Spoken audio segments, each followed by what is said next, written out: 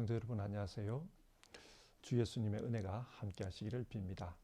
오늘도 주님 안에서 복된 하루 되시기를 바랍니다. 그러면 5월 20일 아침 예배를 하나님께 드리겠습니다. 먼저 사도신경으로 우리의 신앙을 고백하겠습니다.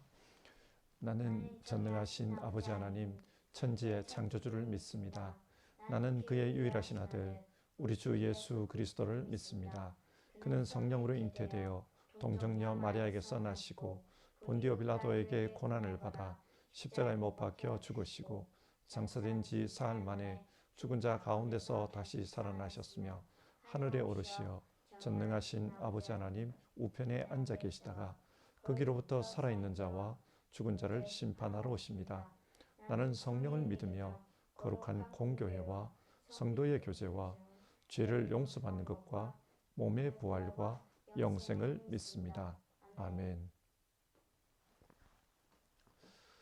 오늘 우리에게 주신 하나님의 말씀은 역대하 30장 5절부터 9절까지의 말씀입니다.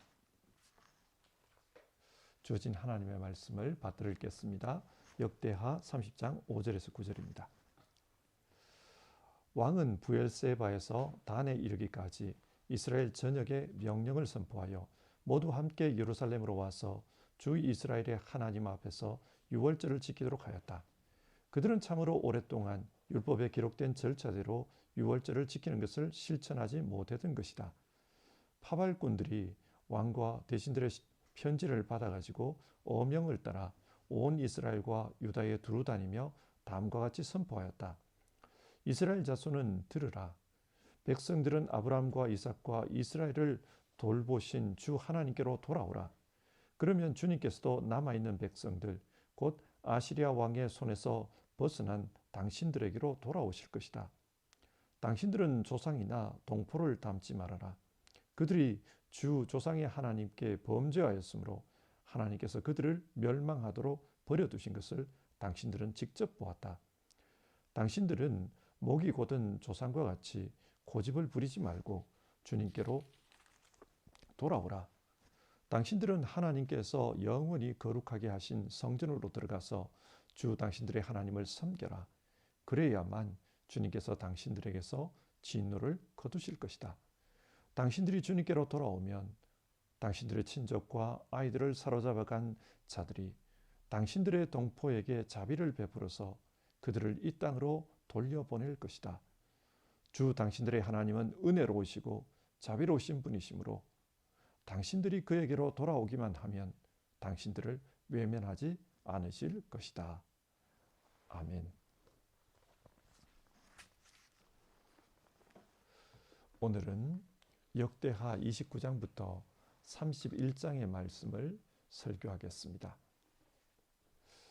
이 말씀은 히스기야 왕에 대한 말씀입니다. 히스기야 왕은 29년간 유다 왕국을 다스렸습니다. 그런데 그가 나라를 다스리는 동안 참 어려움이 많았습니다. 외적으로는 중동의 패권을 장악한 아시리아가 쳐들어와서 나라가 멸망 직전까지 갔습니다. 그리고 히스기야 개인적으로는 몸에 병이 들어 곧 죽을 것이라고 사망 선고를 받았습니다.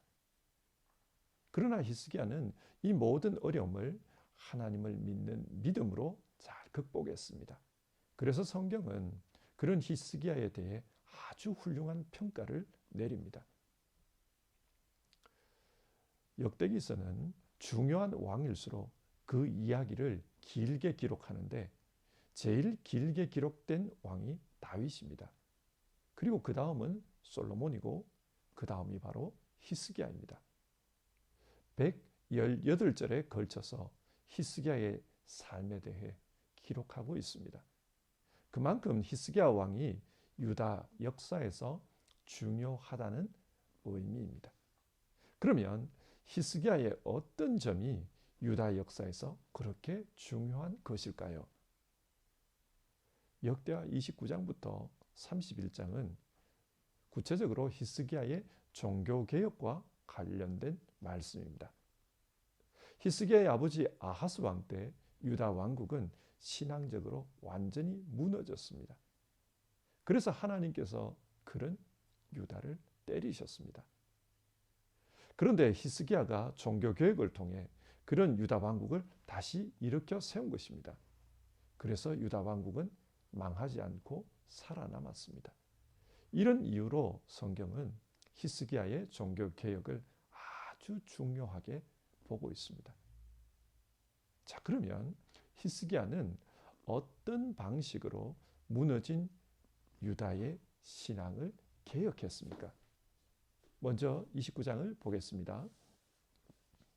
히스기야는 종교개혁의 목표를 바르게 세웠습니다.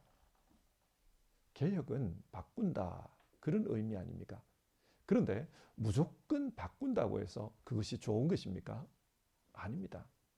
자칫 잘못 바꾸면 개혁이 아니라 개악이 됩니다. 더 나빠질 수 있습니다. 그래서 개혁을 할 때는 목표를 바르게 정하는 것이 중요합니다. 히스기야는 종교개혁의 목표를 어떻게 정했습니까? 유다 왕국이 다윗 왕이 다스릴 때처럼 되기를 원했습니다. 다윗은 하나님과 이스라엘의 관계가 어떠해야 하는지를 정확하게 알고 있었습니다. 하나님은 우리의 왕이시고 이스라엘은 하나님의 백성이다. 그것을 알았습니다.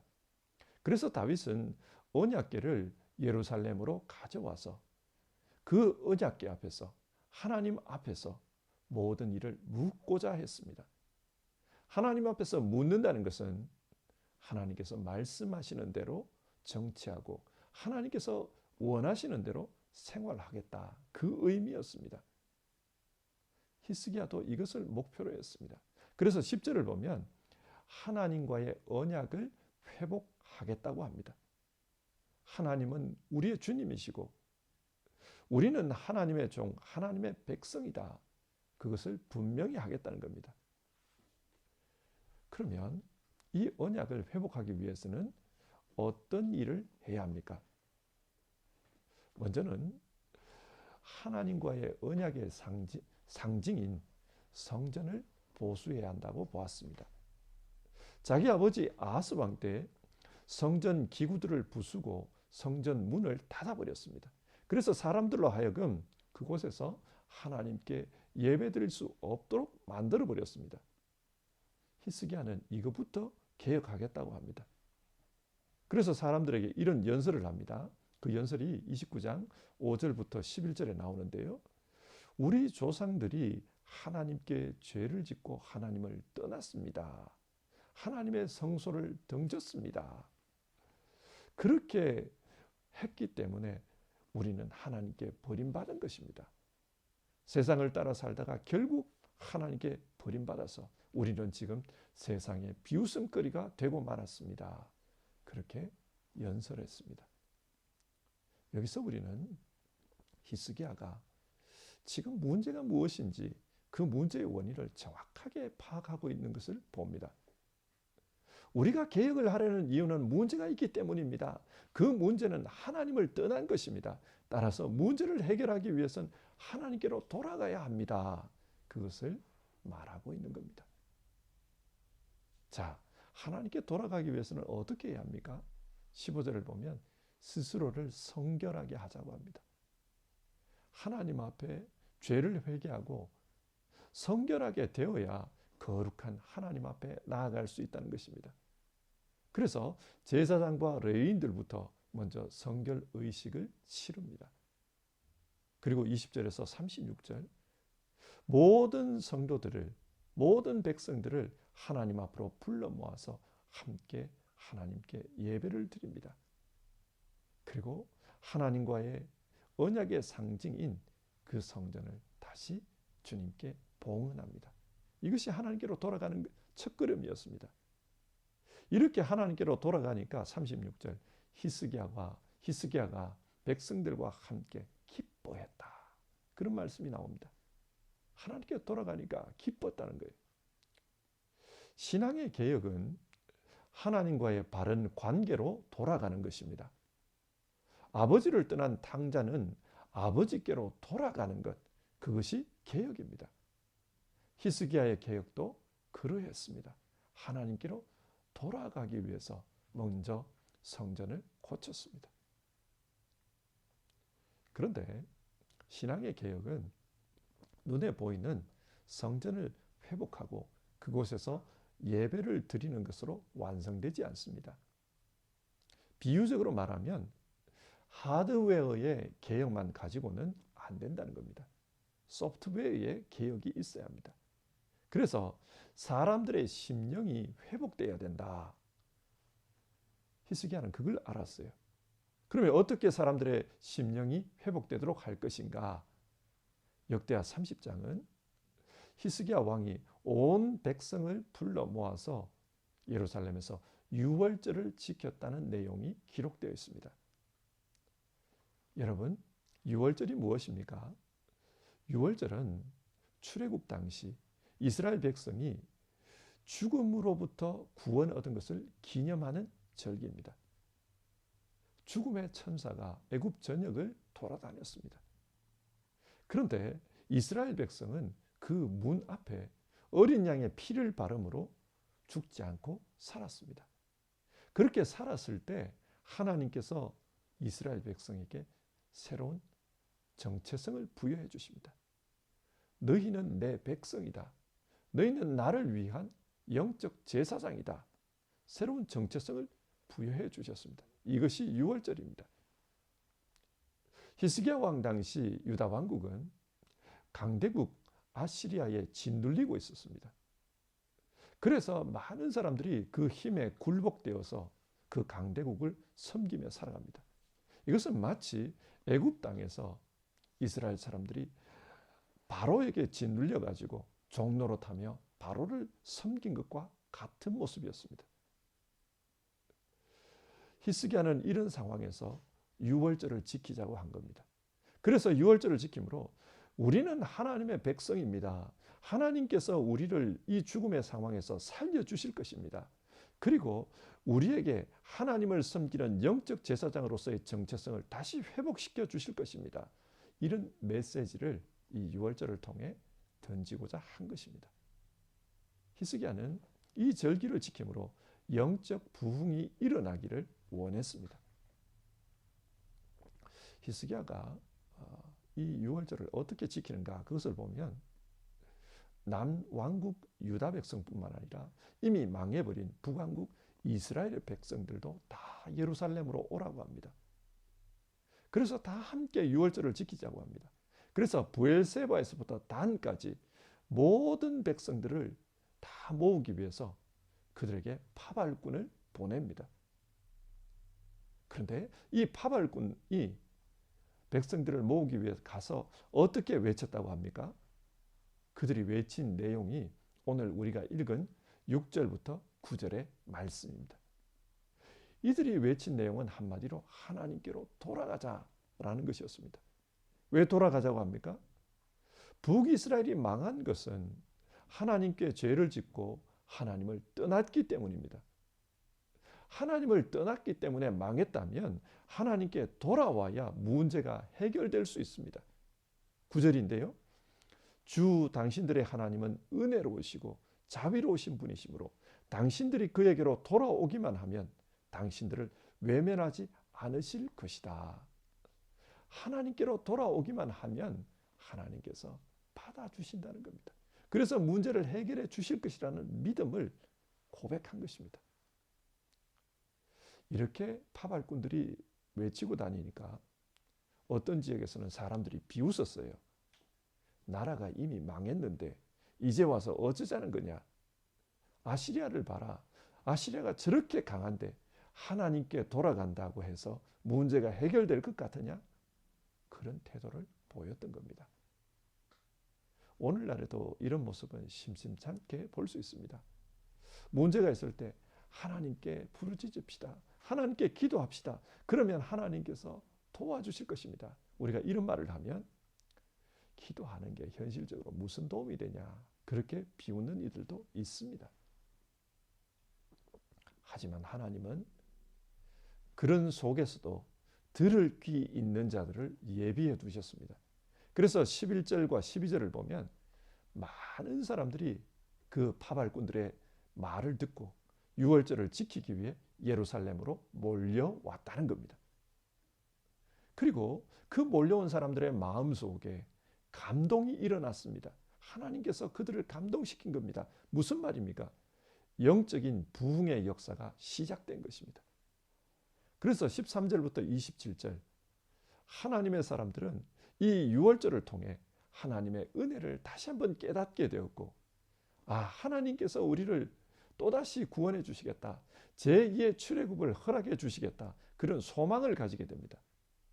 사람들은 이 은혜가 너무 기쁘고 좋아서 이 유월절을 7일간 연장해서 다시금 제2의 축제를 가졌다. 성경 그렇게 말합니다. 사람들이 은혜를 받고 하나님 앞에 예배하는 것을 기뻐하기 시작한 것입니다. 그들의 심령 속에 하나님을 향한 열심이 생겨났고 하나님께 소망을 두기 시작했습니다. 이것이 영적 부흥입니다. 하나님께 소망을 두고 사는 것입니다. 자, 이상에서 히스기야는 하나님과의 언약의 상징인 성전을 회복하는 일을 했습니다. 하드웨어적인 종교개혁을 했습니다. 그리고 이어서 유월절을 통해 사람들의 심령에 영적 부흥이 일어나도록 했습니다. 소프트웨어적인 종교개혁을 한 겁니다. 그런데 종교개혁은 여기서 끝나면 안 됩니다. 진짜 중요한 것은 이게 아닙니다. 그 다음입니다. 그러면 그 다음이 무엇입니까? 31장의 말씀입니다.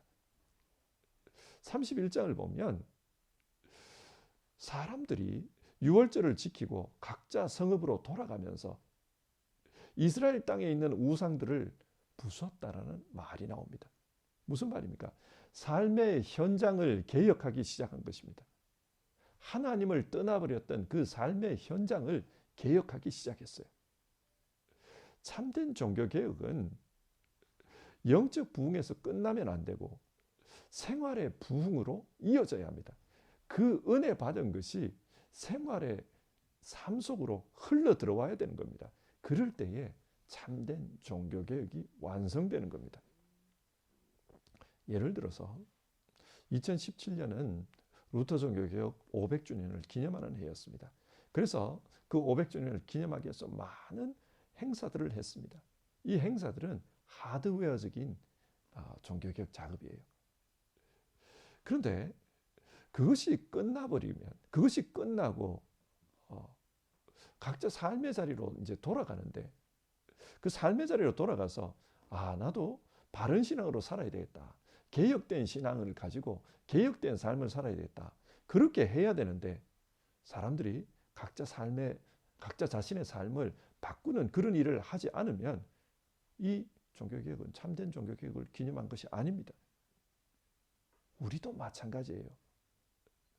하나님으로부터 은혜를 받았다면 그 은혜가 일상의 삶으로 흘러 들어가야 합니다.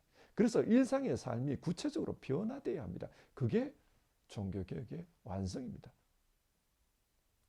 그리고 그런 변화가 지속되기 위해서는 또 다른 조치가 필요해요. 히스기야는 이런 신앙적인 행위들, 하나님 앞에 예배드리는 것, 은혜 받는 것, 이게 지속되게 할 수 있도록 조치를 취했습니다. 그래서 2절을 보면 성직자들의 조직을 개편했다고 합니다. 그 전까지 이 성직자들은 좀 그 성전을 돌보고 그러면서 형식적인 일들을 많이 했어요. 그러다 보니 하나님 앞에 예배하는 것과 또 성도들의 신앙을 도울 수 있는 일들, 그런 일들에 좀 힘들었어요. 잡다한 일들을 하다 보니까 영적인 일들을 하기가 어려웠던 겁니다. 그래서 실질적으로 성도들의 신앙을 돌볼 수 있도록 개혁을 한 것입니다. 그리고 히스기야는 이런 예배가 지속되기 위해서는 재정적인 부분도 고쳐야 된다, 그걸 알았어요. 이스라엘 역사를 보면 제사장들과 레위인들은 늘 경제적으로 어려웠습니다. 영적으로 부흥해서 예배가 왕성한 시대는 괜찮았지만 그렇지 않은 때에는 이 제사장들과 레위인들이 생계 유지하는 것조차 어려웠습니다. 그러다 보니 제사장도 레위인도 먹고 살기 위해서 영적인 일보다는 먹고 사는 생계에 집착하는 그런 모습이 있었던 거예요. 그러다 보니 하나님 앞에 예배하는 일도 성도들을 돌보는 일들도 어려워졌던 겁니다. 히스기야는 이런 문제를 고치기 위해서 재정 관련된 제도를 개선하고자 했습니다. 그래서 이 레위인들과 제사장들을 위해서 또 성전 보수를 위해서 재정을 감당하는데 자기부터 솔선수범해서 헌금을 했습니다.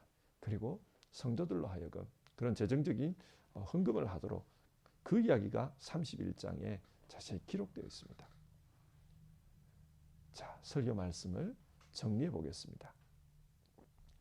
역대하 29장부터 31장은 히스기야 왕의 종교개혁에 대한 말씀을 소개하고 있습니다. 히스기야는 자기 아버지 때에 유다 왕국이 하나님을 떠나 영적으로 붕괴되어 버렸다. 그래서 하나님으로부터 매를 맞아서 역사가 이렇게 어렵게 되었다. 그렇게 생각한 겁니다. 영적인 깨달음이 있었어요. 그래서 개혁을 단행했습니다. 히스기야가 단행한 개혁은 근본적으로는 하나님과의 언약을 회복하는 일이었습니다. 하나님께서 이스라엘의 주님이 되시고 이스라엘은 하나님을 섬기는 그의 백성이 되어야 한다. 종교개혁의 목표를 여기에 둔 것입니다. 하나님과 언약을 회복하자. 그리고 이 목표를 달성하기 위해서 어떤 일을 했습니까?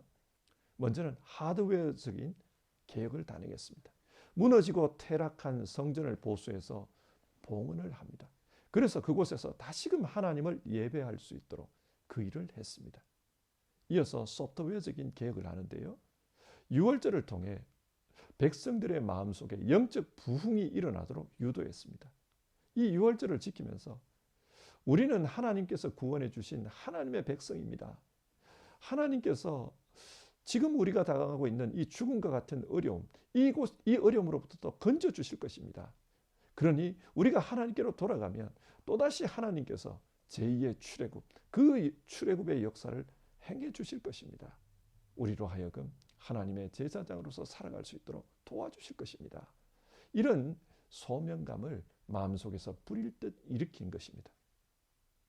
이런 영적 회복이 일어나자 그 다음에는 생활의 개혁으로 이어집니다. 삶의 터전을 개혁하고 예배가 지속될 수 있도록 제도를 개혁했습니다. 이런 식으로 해서 히스기야는 무너진 유다 왕국의 신앙 개혁을 다시 일으켜 세웠던 겁니다. 여러분, 오늘 이 말씀이 우리에게 무엇을 교훈하는 것 같습니까? 하나님께서 우리에게 근본적으로 원하시는 것은 하나님은 우리의 하나님이 되시고 우리는 하나님의 자녀로 사는 것입니다. 언약 관계 속에서 사는 것입니다. 그런데 일상을 살아가다 보면 이 언약에서 벗어난 삶을 살 때가 있어요. 그래서 우리 자신들을 늘 돌아보라는 것입니다. 나 자신을 돌아보면서 나는 하나님과의 언약 관계에서 올바르게 살고 있나, 그것을 늘 점검해 보라는 것입니다. 여러분, 신앙이 바로 서야 삶이 바로 섭니다. 하나님과의 관계가 건강해야 우리의 생활도 건강합니다. 하나님이 주시는 행복을 누리면서 살 수 있습니다. 성도 여러분, 하나님과의 관계가 바로 서도록 그 일에 우리가 늘 유념하면서 살아야 합니다. 오늘 말씀을 생각하며 늘 하나님과의 관계에 바른 삶을 살 수 있기를 우리가 그렇게 기도해 봅시다. 그리고 정말 하나님의 좋은 자녀로서 그렇게 살겠다. 그것을 오늘 우리가 결단해 봅시다. 그 일을 위해서 나는 날마다 신앙의 개혁을 하겠습니다. 우리가 그런 결단의 기도를 같이 해봅시다. 찬송가 380장입니다. 나의 생명 되신 주. 우리 1절 부르고요.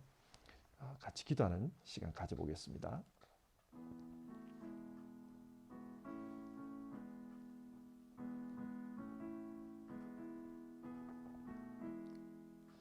나의 생명 되신 주, 주님 앞에 나아갑니다. 주의 흘린 보혈로 정케 하사 받아 주소서. 날마다 날마다 주를 찬송하겠네. 주의 사랑 줄로서 나를 굳게 잡아 매소서. 아멘. 우리 오늘 말씀을 생각하면서 우리 같이 결단하는 기도를 해봅시다. 먼저는 우리의 삶을 돌아보고 우리도 종교개혁자 히스기야의 마음으로 우리 인생을 개혁하며 살아가기를 다짐해 봅시다. 내 삶에서 외형적으로 고쳐져야 될 것들, 또 내용적으로 고쳐져야 될 것들, 그리고 일상생활에서 바뀌어져야 할 것들, 그것을 생각하면서 기도합시다. 나의 생명 되시는 주님, 주님 앞에 나아갈 때마다 주님 보혈 공로로 나를 정결케 하시고 주님과 연합해서 살도록 인도해 주시옵소서. 그리고 나와 함께 하시면서 늘 개혁하는 신앙인으로 살아갈 수 있도록, 건강한 신앙인으로 살아갈 수 있도록 나를 이끌어 주시옵소서. 우리 함께 기도해 봅시다. 사랑하는 하나님 아버지,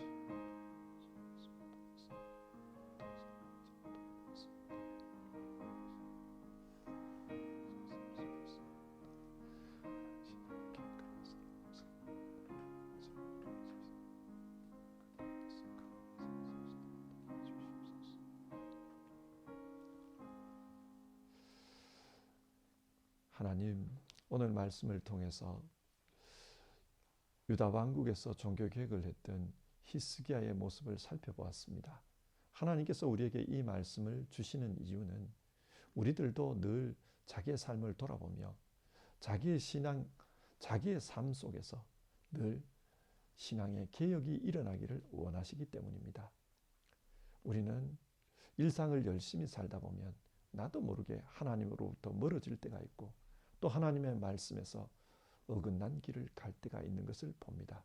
하나님, 정말 우리가 날마다 자기 자신을 돌아보면서 신앙의 바른 길을 걸어갈 수 있도록 자기를 개혁하는 사람들 다 되게 하옵소서. 외형적으로 우리가 고쳐야 될 점들, 또 신앙의 내용적으로 우리가 바로 서야 될 부분들, 그리고 일상생활에 있어서 하나님의 말씀에 붙들려야 되는 부분들, 하나님, 우리가 온전히 개혁할 수 있도록 성령 하나님 우리와 함께하여 주시옵소서. 우리 예수님 보혈의 피로 우리를 깨끗게 해주시고 늘 주님과의 언약 관계 속에서 날마다 함께하면서 우리의 신앙이 개혁될 수 있도록 도와주시옵소서. 오늘도 하나님 앞에 예배하며 나는 주님 앞에 새로운 사람이 되기를 원합니다. 그렇게 마음으로 결단한 이들에게 하나님이여 은혜를 주시고 또 오늘 말씀을 통해서 가르치신 것과 같은 이런 일들이 우리 성도님들의 삶 안에 그대로 이루어지게 하여 주시옵소서. 우리 주님 예수님의 이름으로 간절히 기도드리옵고 다르지 못한 기도는 주님 가르치신 기도로 대신합니다. 하늘에 계신 우리 아버지, 아버지의 이름을 거룩하게 하시며 아버지의 나라가 오게 하시며 아버지의 뜻이 하늘에서와 같이 땅에서도 이루어지게 하소서. 오늘 우리에게 일용할 양식을 주시고 우리가 우리에게 잘못한 사람을 용서하여 준 것 같이 우리 죄를 용서하여 주시고 우리를 시험에 빠지지 않게 하시고 악에서 구하소서.